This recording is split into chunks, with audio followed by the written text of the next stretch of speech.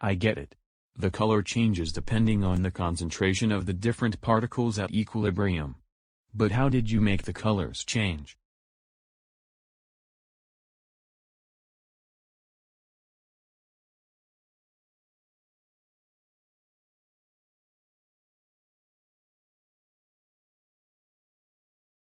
The colors changed because I added other chemicals to the system and changed the equilibrium position.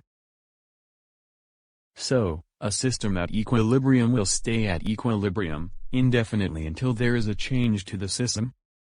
Yes.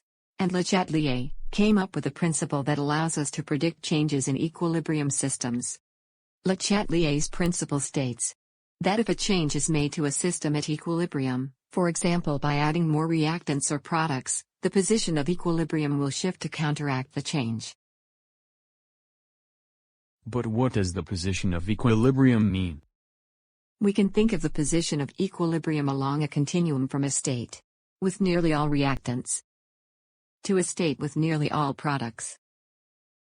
If the equilibrium shifts to the left, we mean the system moves to a state where the concentration of reactants increases. If the equilibrium shifts to the right, we mean the system moves to a state where the concentration of products increases.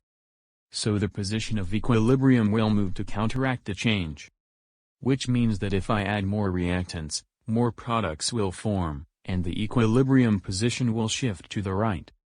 And if I add more products, more reactants will form, and the equilibrium position will shift to the left. Exactly.